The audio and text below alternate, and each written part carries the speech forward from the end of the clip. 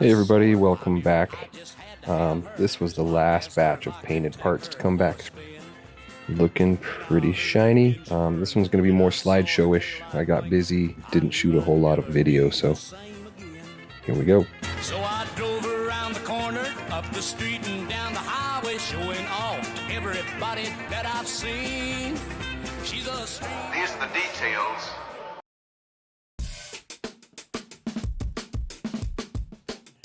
I really wanted a custom touch on this rear shock, so I decided to have that spring painted with everything else. Use these cool spring compressors, and they work pretty well. I managed to get them back together without scratching the paint, which is nice. So I got that going. I went ahead and mounted up a set of Michelin S1s on these tubeless wheels. You can see that I left the outer edge unpainted on these. The paint always gets damaged when you mount tires and take tires off, so plus I thought it looked kind of cool this way. Luckily, I had the original speedometer. These are pretty hard to find. How rare. And nobody's remaking those faceplates, so I'll be using this one that's a little bit yellowed, but I think it works with the rest of the color scheme. I'm adding an inboard disc brake here. I know they didn't come on Jets this late, but I thought it was kind of a nice addition since the bike wasn't an original Survivor anyway.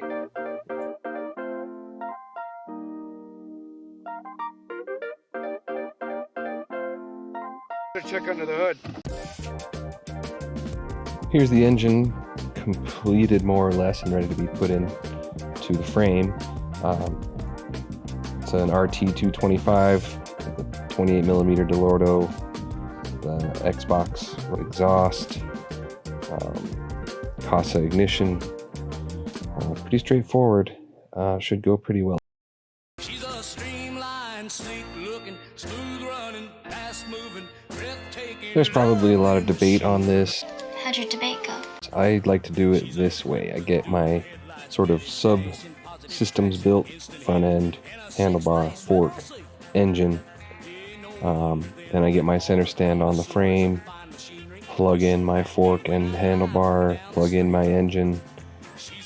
At that point, you've got your cable stops on both ends installed. So you can start to lay out your cables and wiring. You'll be sure that they'll end up where they're supposed to. You can see here I'm starting to lay out the cables, the wiring loom, and because I have the headset and the controls on the motor done, I can plug in each end of those things. You can see I'm using these Velcro straps that'll hold everything and allow it to move more than tape would. So you can get everything dialed exactly how you want it.